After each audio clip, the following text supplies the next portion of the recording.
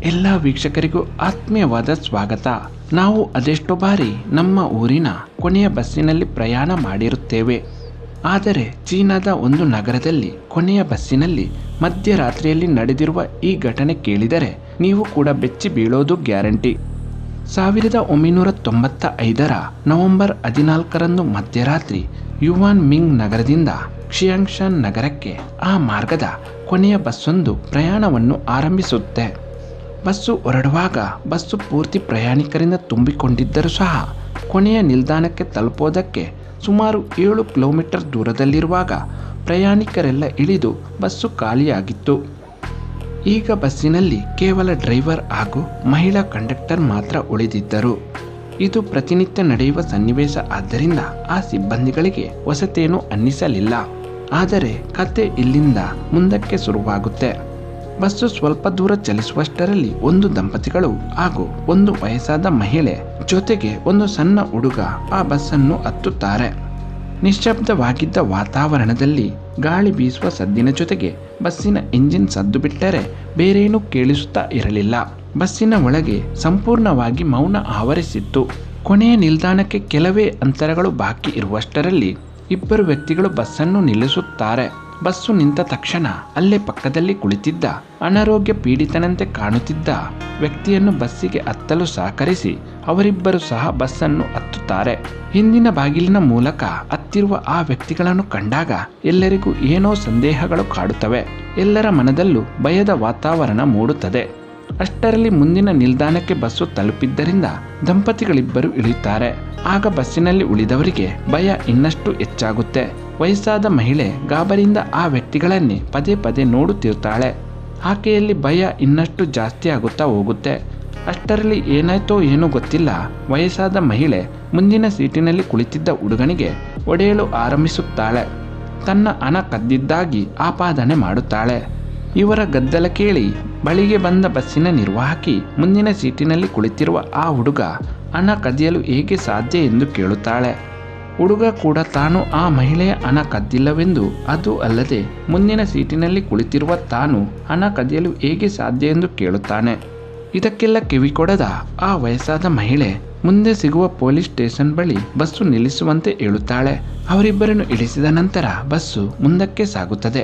ಬಸ್ಸಿನಿಂದ ಇಳಿದ ನಂತರ ಆ ಹುಡುಗ ತಾನು ಹಣವನ್ನು ಕದ್ದಿಲ್ಲವೆಂದು ತನ್ನ ಮೇಲೆ ಯಾಕೆ ಆಪಾದನೆ ಮಾಡಿದ್ದೀರಿ ಎಂದು ಕೇಳಿದಾಗ ಆ ಮಹಿಳೆ ಈ ರೀತಿ ಉತ್ತರಿಸುತ್ತಾಳೆ: ನೀನು ಕದ್ದಿಲ್ಲವೆಂದು ನನಗೆ ಗೊತ್ತು, ಆದರೆ ನಿನ್ನ ಹಾಗೂ ನನ್ನ ಪ್ರಾಣ ಉಳಿಸುವ ಉದ್ದೇಶದಿಂದ ಈ ರೀತಿ ನಾಟಕ ಮಾಡಿದೆ ಅಂದಾಗ ಆ ಹುಡುಗ ವಿಷಯ ಏನೆಂದು ಕೇಳಿದಾಗ ಆ ವೃದ್ಧೆ ಹೇಳುತ್ತಾರೆ: ಹಿಂದಿನ ಸೀಟಿನಲ್ಲಿ ಕುಳಿತಿದ್ದ ಆ 3 ವ್ಯಕ್ತಿಗಳು ಮನುಷ್ಯರಲ್ಲ, ಅವು ದೆವ್ವಗಳು.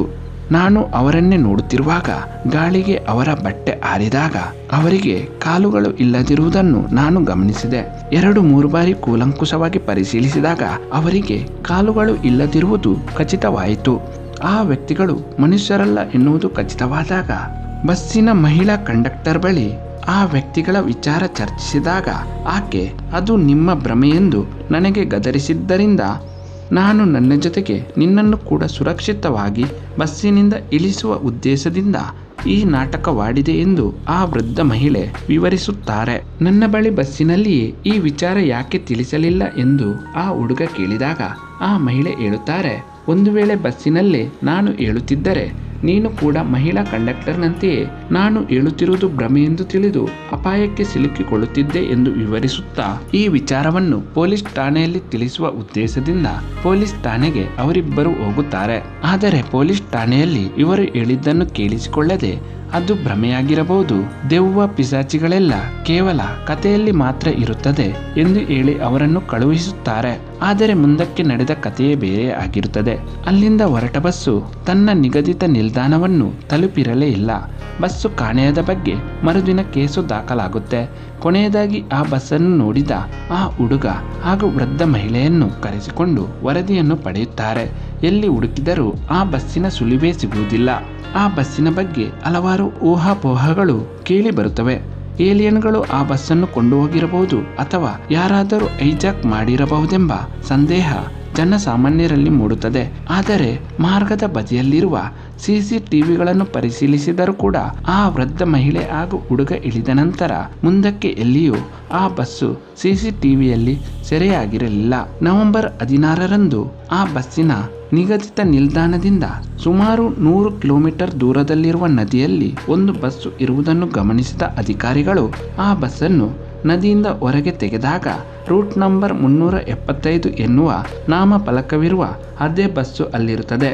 ಆದರೆ ಅಚ್ಚರಿ ಅದಾಗಿರಲಿಲ್ಲ. ಬಸ್ಸಿನಲ್ಲಿದ್ದ ಮೃತದೇಹಗಳನ್ನು ಕಂಡಾಗ ಎಲ್ಲರಿಗೂ ಅಚ್ಚರಿ ಕಾದಿತ್ತು. ಬಸ್ಸನ್ನು ಹೊರಗೆ ತೆಗೆದಾಗ ಅದರಲ್ಲಿ 5 ಮೃತದೇಹಗಳು ಇದ್ದು 2 ಸಿಬ್ಬಂದಿಗಳ ಮೃತದೇಹ ಸರಿಯಾಗಿ ಇತ್ತು. ಆದರೆ ಉಳಿದ 3 ಮೃತದೇಹಗಳು ಕೊಳೆತು ಕೆಟ್ಟು ಹೋಗಿದ್ದು ಸುಮಾರು ತಿಂಗಳುಗಳ ಮೊದಲೇ ಮೃತಪಟ್ಟಿರಬಹುದೆಂದು ಊಹಿಸಬಹುದಾಗಿತ್ತು. ಈ ಘಟನೆಯ ಬಗ್ಗೆ ಹಲವಾರು ನಿಗೂಢ ಪ್ರಶ್ನೆಗಳು ಉದ್ಭವಿಸುತ್ತೆ. ತಿಂಗಳುಗಳ ಮೊದಲೇ ಮೃತಪಟ್ಟಿರುವ ದೇಹಗಳಲ್ಲಿ ಪ್ರೇತಾತ್ಮಗಳು ಸೇರಿಕೊಂಡು ಬಸ್ಸಲ್ಲಿ ಬಂದಿರಬಹುದೆಂದು ಕೆಲವರು ಅಭಿಪ್ರಾಯ ಪಡುತ್ತಾರೆ. ಬಸ್ಸಿನಲ್ಲಿ ಇಂಧನ ಖಾಲಿಯಾಗಿದ್ದರೂ ಸಹ ನಿಗದಿತ ಜಾಗದಿಂದ 100 ಕಿಲೋಮೀಟರ್ ದೂರದವರೆಗೆ ಬಸ್ಸು ಚಲಿಸಿದ್ದು ಹೇಗೆ ಎಂದು ಕುತೂಹಲ ಅಧಿಕಾರಿಗಳಲ್ಲಿ ಮೂಡಿದಾಗ ಇಂಧನ ಟ್ಯಾಂಕ್ ಪರಿಶೀಲಿಸಿದಾಗ ಅದರಲ್ಲಿ ರಕ್ತ ತುಂಬಿಕೊಂಡಿತ್ತು. ಈ ಘಟನೆಯ ನಂತರ ಜನರು ಆ ಬಸ್ಸಿನ ಹೆಸರು ಹೇಳುವುದಕ್ಕೂ ಹೆದರುತ್ತಾರಂತೆ. ಬಸ್ ನಂಬರ್ 375ರ ಬಗ್ಗೆ ಹಲವಾರು ಕಥೆಗಳನ್ನು ಕಟ್ಟಿ ಈಗಲೂ ಸಹ ಜನರು ಮಾತನಾಡುತ್ತಿರುತ್ತಾರೆ. ಆ ಬಸ್ಸನ್ನು ಶಾಪಿತ ಬಸ್ ಎಂದು ಜನರು ಹೇಳಿಕೊಳ್ಳುತ್ತಿದ್ದಾರೆ. ಕುತೂಹಲಕಾರಿ ನೈಜ ಘಟನೆ.